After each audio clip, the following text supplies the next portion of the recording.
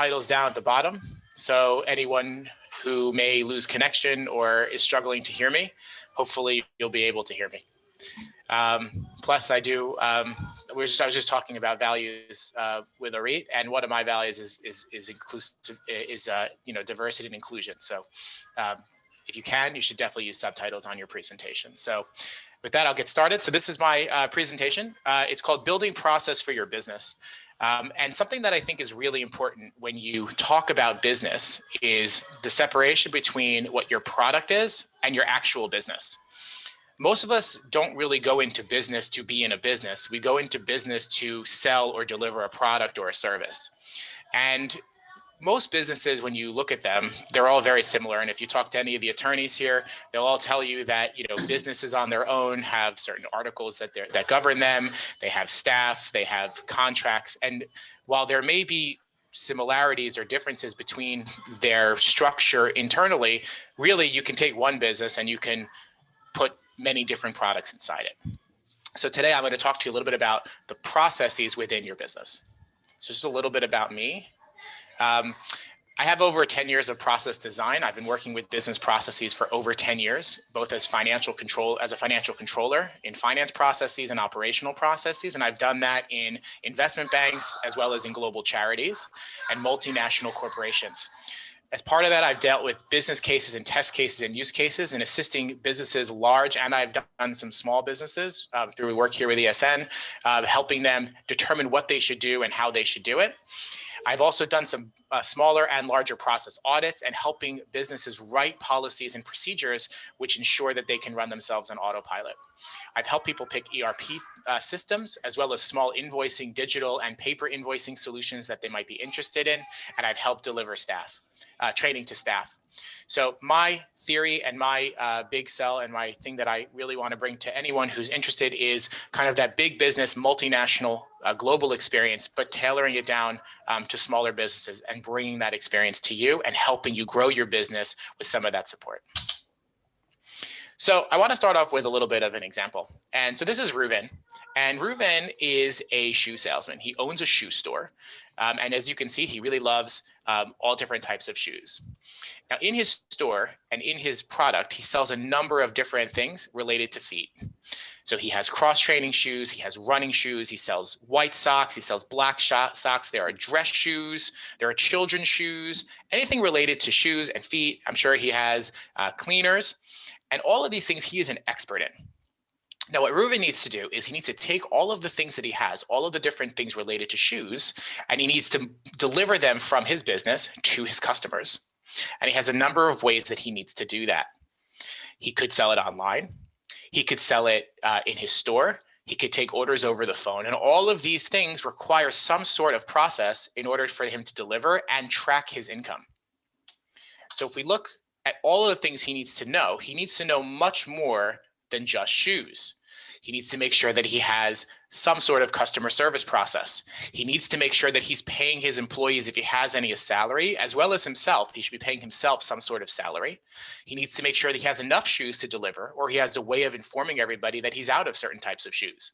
He needs to make sure that he's purchasing the right amounts. He needs to make sure he's tracking the flows to make sure he's got the right prices. He needs to pay his rent.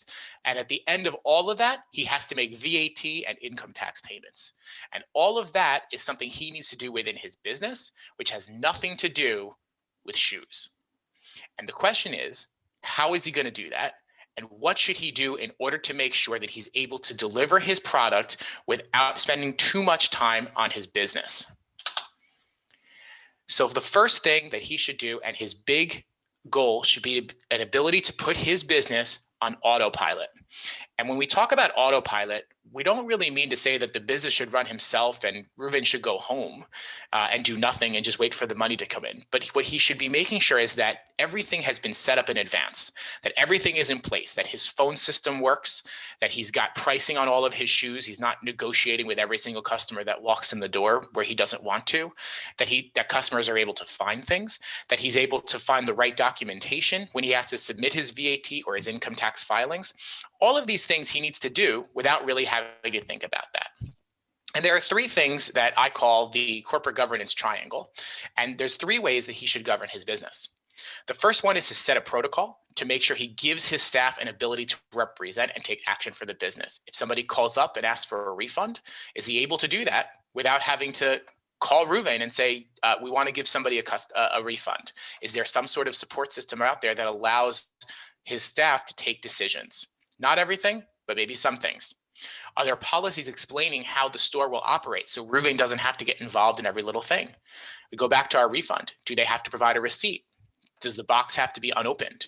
What happens if somebody wants to buy something within the business? We're out of shoes. Can somebody go in? What is our policy for buying new shoes or putting something on sale?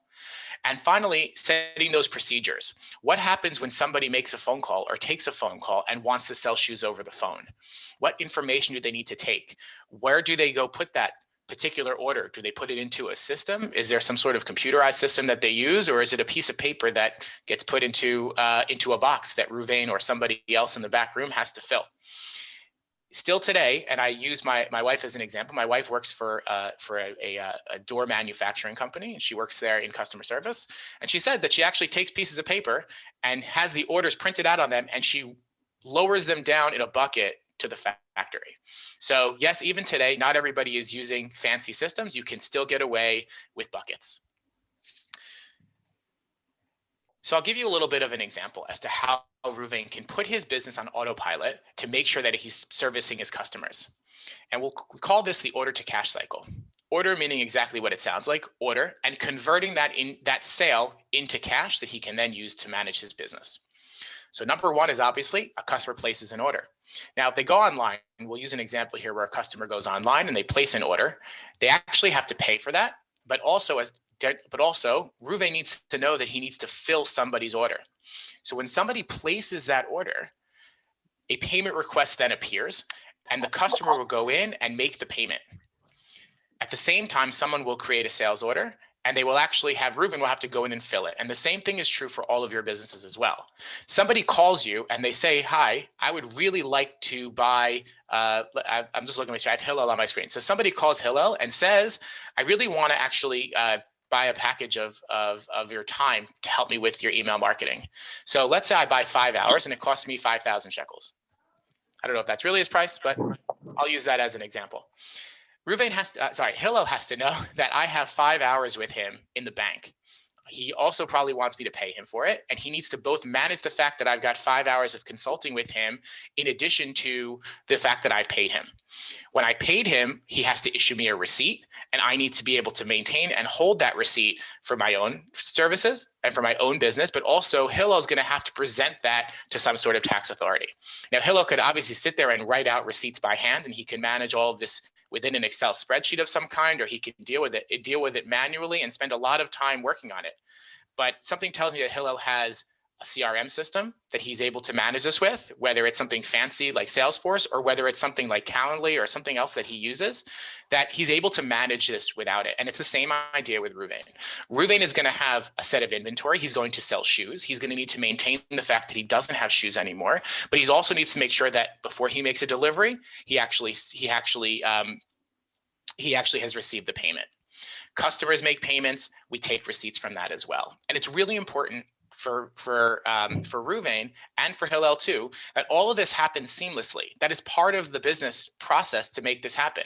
Doesn't have to think about it. What Ruvain really cares about is selling shoes. He wants to learn about shoes. He wants to know what new shoes are out there. He wants to give people the right advice because what he cares about is providing a good quality service to his customers.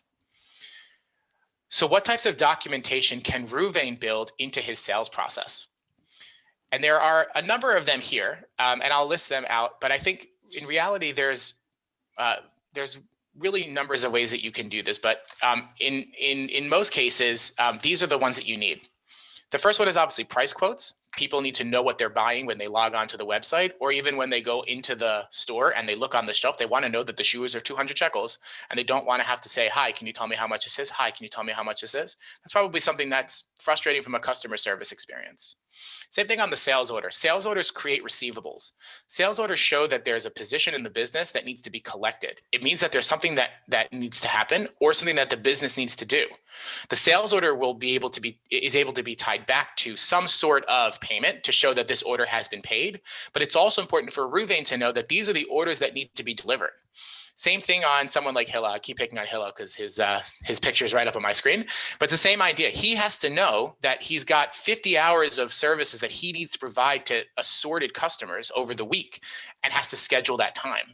He has to know that he either has or hasn't been paid. And if he doesn't have a process in place, Hillel's at risk of losing the money that he probably could have earned, or his customers may feel that they haven't been satisfied because Hillel hasn't spent enough time on them or he hasn't budgeted the time. Same thing on the shoes side. If everybody goes out and buys like the new Adidas shoes and Ruvain goes in and sells those, then it's very possible that there are going to be some customers who either paid for shoes in advance and didn't get them, or somebody actually might not get the shoes that they ordered and Ruvain didn't know that they had paid. And all of that provides and creates an area for your business that provides bad customer service. These other ones are sort of straightforward, but again, if you've ever ordered anything, you'll probably get some sort of receipt that your goods have been delivered. And then obviously there are your payment documentations, payment requests, or pro forma invoices, receipts, and tax invoices. The last three there are important from the payment side, but the most important and legally in Israel that you need to be aware of are the receipt and the tax invoice. Sometimes they're combined, sometimes they're not, but if you are a registered business or an Esek Moshe, you have to actually have those numbered, you have to have them prepared in a certain order, and they have to be completed a certain way. So if you're not doing that, and people aren't asking for them, it's possible that you could run the risk of being non-compliant with the tax authorities, and everyone knows what happens when the tax authorities get on your case. So having processes in place and systems in place that manage this for you means that you don't have to spend the time with records and retention. It means you don't have to spend the time dealing with some of these issues. So now, actually, are there any questions? Sorry, I should have stopped questions. Are there questions? I think I can see questions. Oh, here we go. Sorry. Okay. Sorry, Larry. In invoice, tax invoice only for taxes, VAT, what do you mean by that? Any business, including patur claim expenses? Yes. So in Israel, there are two types of receipts. There's what are called receipts, or Kabbalah, and then there's what's called a cheshbonit mas. Anyone who is not required to collect VAT doesn't issue a cheshbonit mas, but they do have to issue a Kabbalah. So there are a few different ways to do this, and we do have some accountants in the group who you're welcome to speak with if you want to know which is the right one for you. But an Esek Patur or an Esek Moshe has to issue a Kabbalah, but only an Esek Moshe issues a cheshbonit mas. So yeah, so sorry, tax invoice is cheshbonit mas. I think Moshe has a question. Yeah, sorry, I can't see the. Yeah, go ahead, Moshe. When you have more complex, process flows, how do you map out and manage that? In other words, when filling that order, has a decision tree in itself, and maybe that affects pricing, et cetera. Are those things you deal with as well? Yeah, absolutely. So a couple of things. You can map out anything that you want. You can create a process for anything, and you could create, like you've said, you can create decision trees for everything. And what I'm going to talk about now is the idea of doing things on paper or using some sort of digital API. But you can create digital processes, and you can create autopilot processes for everything that you do. So I'll give you an example. So let's say you offer two different sets of services or two different sets of pricing plans. So I had a client who offered two different types of services. She offered a one-to-one type service where she went to people's homes and did physical therapy with them. And she also offers a service where she offers a course, and the course is payable over a period of time. So students are able to either pay in advance and get a discount or pay every few sessions. And what we did is within her system, she was able to create retainers inside where she was able to automatically send those out without doing anything. It automatically sent out a payment request and a link to go onto a website and pay using a credit card. And that was able to be initiated at the initial setup as part of the registration on her site. So the API within the digital space integrated directly within her, within the product that she sold, which was again separate from somebody who might just be paying on a per session basis. Same thing to be if somebody is agreed to a different price. Same thing if somebody is agreed to into just a generic service. You're able to create flows and you're able to integrate those into your systems depending on which system you have. I will say that there are some systems that won't support that, but there are many systems that do, which will then allow you to create whichever pricing pattern you want for whichever products and services that you want.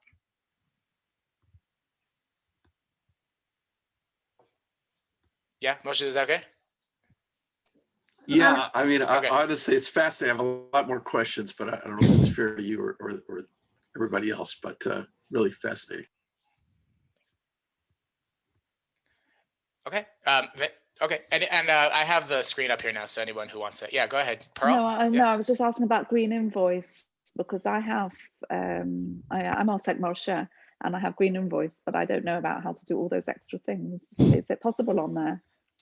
So it depends. The answer is generally yes. I'll give you another example, actually, since we're talking about it. So I will say that whether you use Green Invoice or Invoice for You or Revit or any of these, most of these types of simple services are very much the same, to the point where if you pull up their main screens, they all look exactly the same in different colors. So they have what's called, and that's what I'm calling here, it's called API. And anyone who uses anything tech knows that API is a way to integrate these different sets of software into another system. So I'll give you just a quick example. And they used Green Invoice. I live in Modine, and Modine used to have a service called Cleanbox. I don't know if you have that in where you are, but it was a laundry service. And what you would do is you would go to a locker, so there was a little storefront which had a series of lockers. You would put your information in, which was one set of API. You would raise a request, and you would be able to send your laundry in, whether it was ironing or standard laundry for service. They would process it. They would iron your clothes or wash your clothes, and they would bring it back. You would then pay, and automatically you would receive an invoice from Green Invoice. But obviously they didn't do anything with that. They had nothing to do with it. But they did integrate into their customer service experience Green Invoice. So when you receive an email, and I don't have it, I wish I could show you one, but they would issue you an invoice, and automatically, as soon as you close the locker door, having taken your clothes out, you would receive a receipt, both in email and by text. So the answer to your question is absolutely yes. No matter what you do or what your service is, Green Invoice is just that. It's just a software. It doesn't have anything to do with what you're selling or how you're selling it. But what it does do is it provides you the ability to integrate your compliance or your compliance needs, which here is submitting an invoice or submitting a receipt or generating a receipt into whatever process and services you offer, in addition to providing you some visibility on what kind of cash you have, what you owe, and what you might need to service in the future. But you have to build that out. So the answer, yeah, long-winded answer is yes. Okay. Anybody else want a question before I just get to some of the, okay. So just to wrap some of this out a little bit. So should Reuven do this on paper or should he use an API? And I'm not somebody who will immediately reject the use of a paper invoice. Paper invoices are still very popular. And I do think that in some situations they are worthwhile, especially for people who don't like computers, or really for anybody who finds that they're mostly issuing invoices on the go, or they're really not issuing that many. So paper invoices are great for where you take payment immediately. You have simple services with simple pricing. You don't have a lot of things to itemize. And something that's great about paper invoices is they don't require an internet connection. And we all know that especially when it rains, sometimes our internet fails in Israel. So if you're someone who's constantly looking to generate invoices online, you don't need an internet connection. But there are some cons to that come with it. And I think Reuven would probably need to consider that if he's using an online store especially, but even otherwise. You can't really link to any other documents. You can't use one of these sets of software to process orders. Necessarily, you can't necessarily see what people have bought or what you've offered them. You can't track customer relationships. You can't really use a cash flow analysis. You can't generate cash flow analyses. You can't do financial planning and analysis just with paper. And the other big one is that if you have high volumes, it is often more expensive to maintain some of these paper invoices already than using something digitally. And the last con that I think is really important is the idea of records and retention. you have to maintain your records for a number of years. You have to have them available to anybody, authorities who may come to audit them. And if you're only using paper, you have to make sure you've got excellent records. So with digital, you don't really need that. On the API side is you can provide different types of documents. You can link them to your website. People who want to buy, I'll pick on Hillel again. If you want to buy time with Hillel, for example, he can link that to his site and make the payment in advance. No, without ever having to generate a single document afterwards. There's lower risk of losing documents. You can integrate not only into credit card services, but you can also use BIT. For those who use Green Invoice, they're very good about creating a Kabbalah section that is very wide. And you can also send multiple original documents and source documentation to customers who might need them.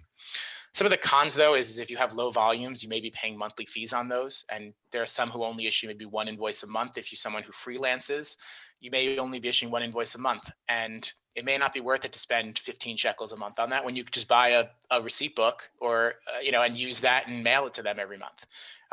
It might be cheaper for you to do that. So these are things that you should consider when developing your business. The other big con, a couple of cons here is, another big con I will say is that they are more complex. And I'll if I can pick on you, Pearl, just for a second. Your question was, can Green Invoice do this?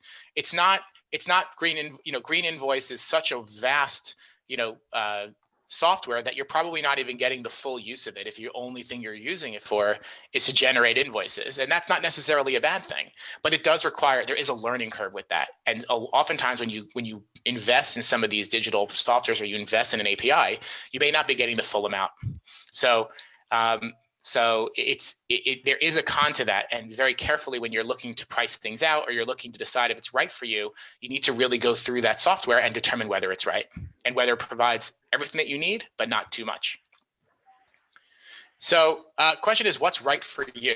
And I think that's where someone like where I can help you with that, or there are many others who can help you too, but what's right for your business, right? So number one is your business product or turnover is going to determine what documents you want and what documents you'll use. Not everybody's going to need to issue a sales order for their services. Not everybody's going to need to issue price quotes.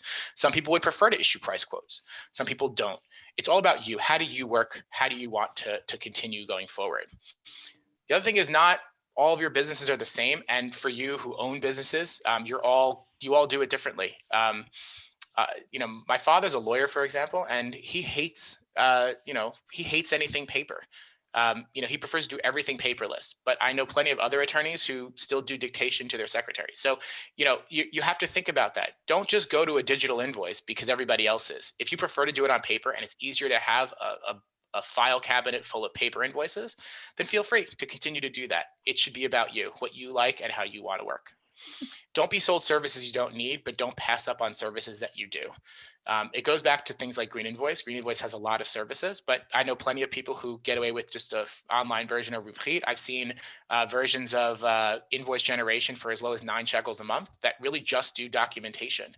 But if you're somebody who is selling a lot online, or if you're somebody who's dealing with a lot of people from remotely, you may find that it's easier for you to just do everything through some sort of integration, and you may find that you spend less time.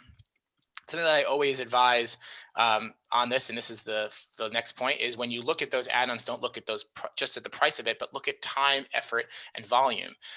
Every time you generate an invoice, you should be thinking about how much is it costing your business to pay you to do that. So if you're spending a whole Thursday night issuing invoice after invoice after invoice to make sure that you get paid, is that really a good use of your time, or could you be using the same time to generate more business? Could you be meeting with somebody? Could you, but now you've got to spend all night to generate invoice, or maybe you've outsourced that.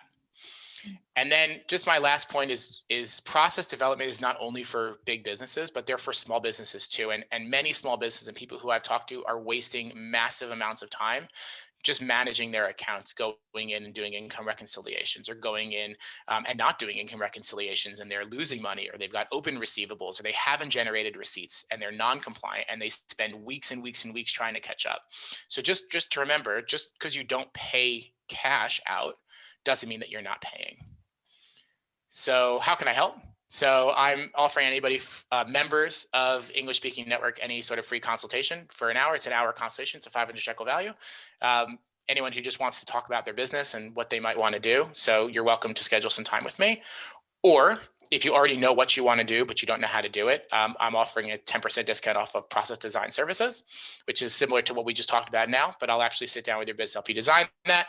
And then I also will, I offer outsource services as well. So I will generate your invoices for you. I will reconcile your income and help you with purchasing and buying, and anything else you might need.